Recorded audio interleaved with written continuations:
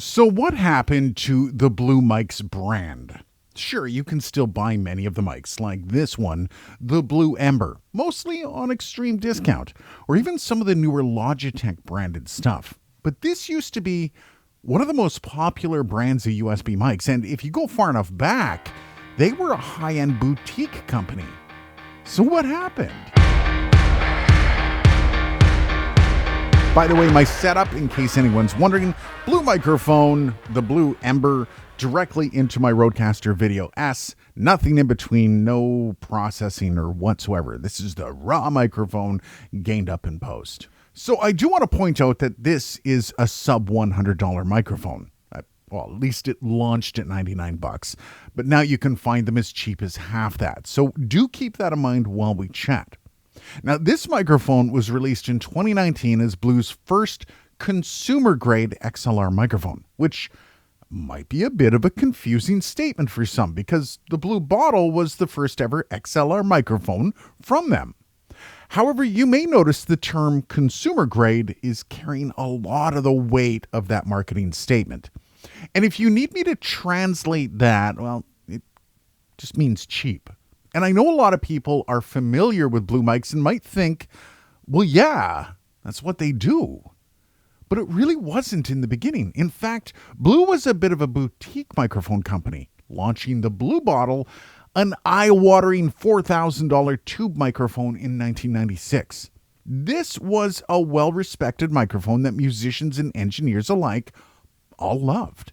But as the 2000s hit, Blue started lowering their threshold of quality and started releasing cheaper and cheaper microphones. I mean, as they say, it's always better to sell 100 for $1 than one for $100. Though with that said, Blue did continue to innovate.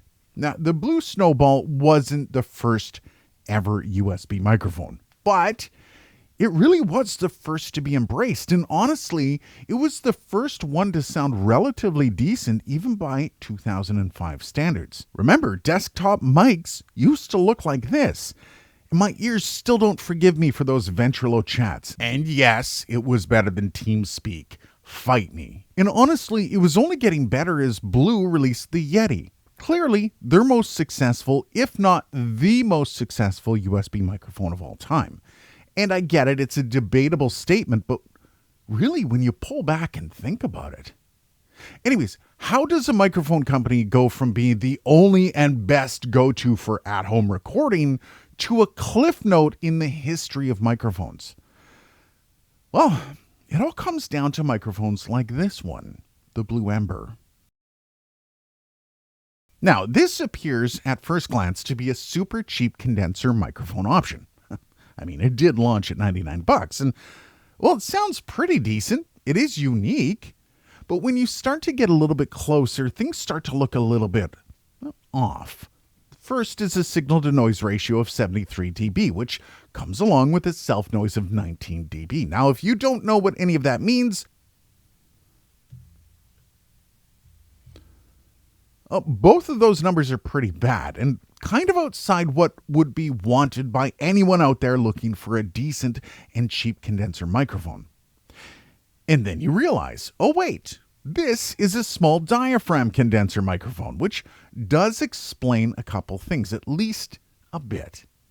But then you hear it. I mean, it's pretty good, not necessarily a clear sounding microphone, and it's definitely not flat, but I mean, it sounds okay on voice.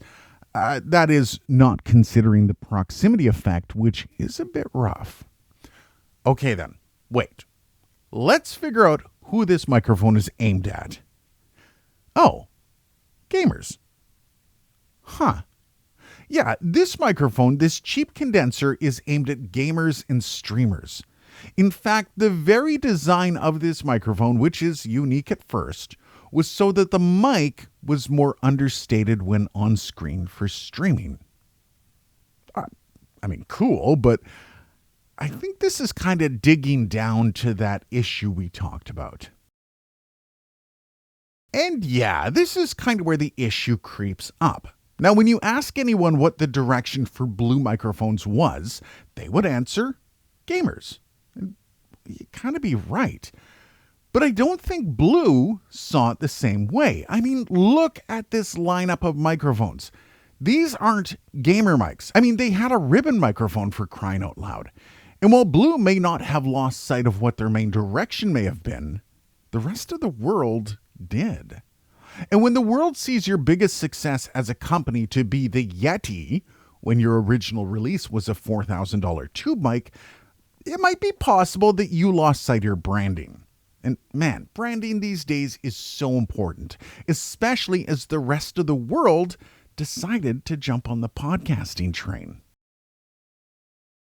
Because you see, up until 2020, the rest of the world was largely ignoring the at-home recording and streaming market.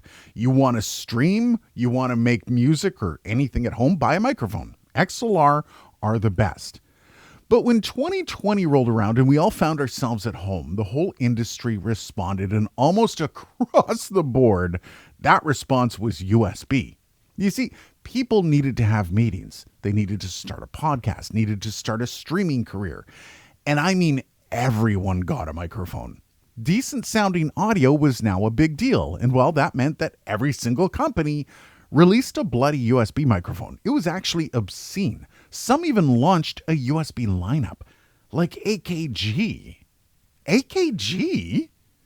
And while that really caused a ton of competition in the market that Blue had previously dominated in for so long, it also caused innovation, something that Blue had kind of taken their foot off the pedal for. Newer, better sounding microphones were coming out with newer and better technology. The mics, they were smaller. USB Dynamics started hitting the market then. And honestly, it was kind of all over when DSP started to creep in. Let me be clear though. Blue wasn't the only company to really lose the whole USB mic war, as almost every company folded up their USB mics. Some went with a combo style, while others just poof, disappeared. But in that whole mess of like 2 years, Blue's accidental branding turned around and bit them straight in the butt. Now, by this point, I haven't mentioned all of the changing of hands this company had gone through, and by 2018, Logitech was firmly in control of the branding of Blue mics like this one. It's a pretty firm reasoning of the branding gone awry. And if I'm being honest, the original owners were well out of the picture when Blue mics started their slide into the USB mic trade. So this really isn't on their shoulders, though they were the ones to kick off the craze, really, with the Blue snowball. And remember, this microphone was released in 2019 when Logitech was still kind of smearing those lines between the original branding of Blue and this weird gaming crossover. But before I get all the hate mail, no, I'm not saying this is a horrible mic. However, I am saying this is a confusing mess of a microphone and one that's hard to recommend. That is, unless you can get it for around the cost I got it for, $55 if anyone's wondering. What I am saying for sure about this microphone, though, is that it is a clear symptom of how the industry evolved around these new concepts in the 10s and 20s. And it's also a bit of a tell for why Blue isn't at the top of mind when gamers are looking for gear anymore. Companies like Elgato and Rode have really taken the market where it wanted to go. Logitech, they kind of slipped behind. Which, for a brand like Blue, it's a bit of a pity if you ask me. What did you think about all this though? Let me know down below. Cheers guys, and thanks for watching.